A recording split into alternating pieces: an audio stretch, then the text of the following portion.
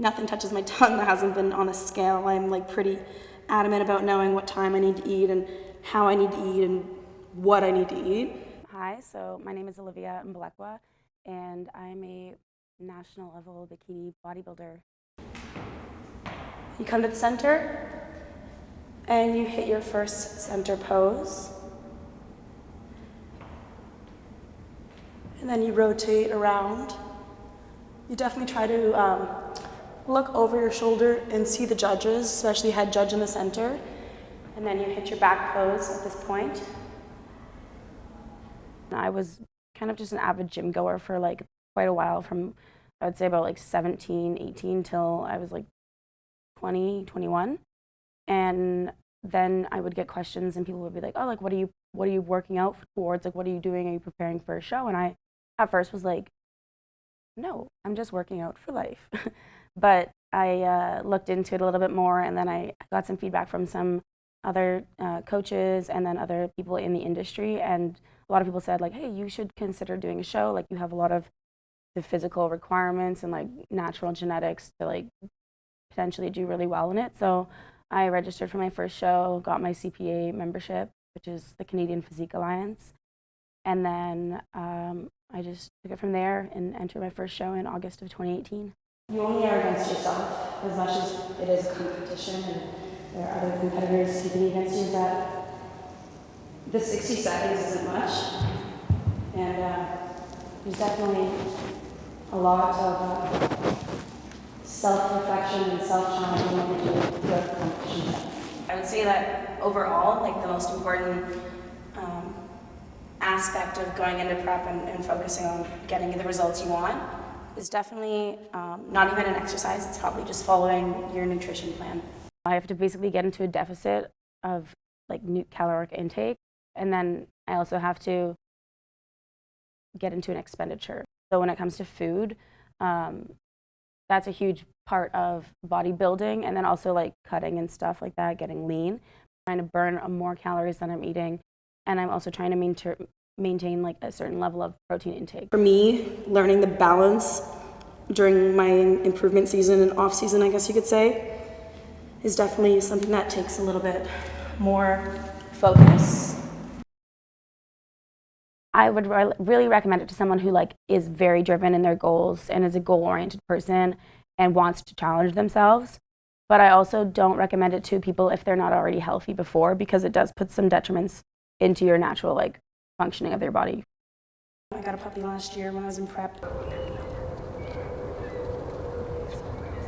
Can you stay there? Stay. Good boy. Good job, Liz Jen. You're so good.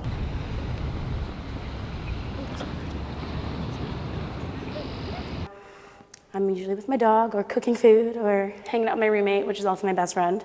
My support system is quite large, I would say. It's interesting in the sense that like I have my family to support me, but a lot of them see like the detrimental sides, one could say, of like how it impacts you and how you become like very focused and goal driven to the point where like occasionally I have definitely put my own like desires and goals and my own like routine in front of other really the category that I do. In that category, they're kind of looking for more cap-rounded shoulders and high glutes, so butt muscles. And then I like a pretty tiny core, so it's kind of an hourglass figure in reality. Certain areas of your body are judged more precisely in bikini, and glutes are definitely one of those areas. So I've had to learn how to correct a lot of my improper forms and natural innate ability to do things differently and not properly. But if you learn to make something your favorite, then it becomes easy, and then you enjoy doing it, and then you get the rewards or repercussions. I think one of my biggest inspirations is like my own mother. I mean, she's not a bikini competitor or anything like that, so, but she's definitely like a do-it-all, like super high functioning, like self-employed, single mother of 3 girls, has a dog. Like she does everything on her own, and like she's really, really driven. I'm doing it for myself. Like this is my journey, and yes, it's got ups and downs, but I'm doing it no matter what. I definitely think that by 10 years from now, I would like to have stepped on the Olympia stage at least once. It would be very nice to say that I've been crowned Miss Olympia in bikini, but I can't guarantee anything. And I definitely know that if I wasn't to get to that stage, like I wouldn't, well, I mean, not the physical stage, but if I wasn't to get to like the first place winning in my 10 years, then I wouldn't want to, hold that against myself or anything, because I think that could cause more damage than even getting it itself. On the side note of that, I really do enjoy teaching people and training people, which is something that I've recently started doing more. It would be really fun to start training people for shows as well, potentially.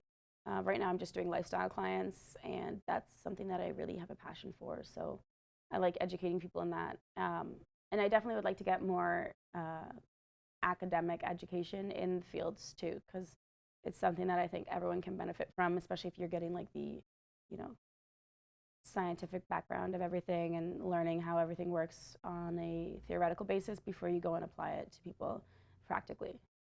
The best part about working out to me is like, pushing yourself past your limits and stuff like that.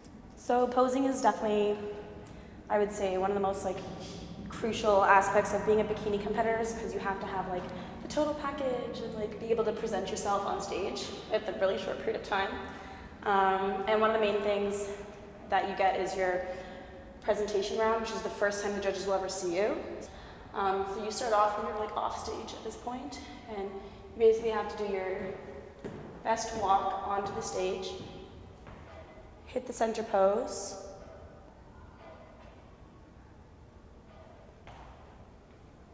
transition to your side, transitioning to your back, because it's actually only 2 poses.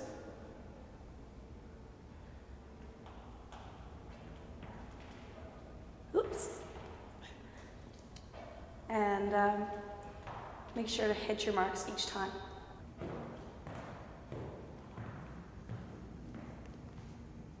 They give you the benefit of the doubt. I remember one of my first shows, they called my name, and you got maybe like 4 girls standing on the far side of the stage, and I gotta walk in from this side, do my routine, and then hop in the line.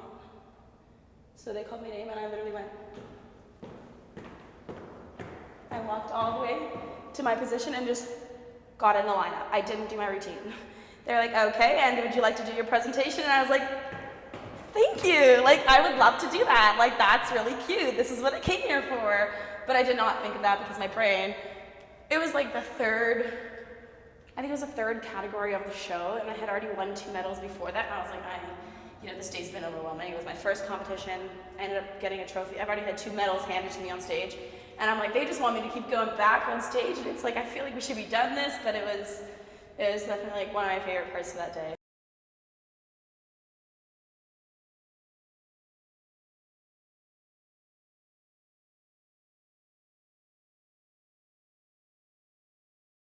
But when you put the goal like as the end thing, like you don't really consider all those like daily, struggles or battles like to be that like hard to do, because you're like, well, I'm looking towards something way bigger in the end. We typically eat, breathe, and sleep working out, and either being in a kitchen or in a gym is how I feel. But those are my favorite things to do, and honestly, kind of wouldn't trade it for anything.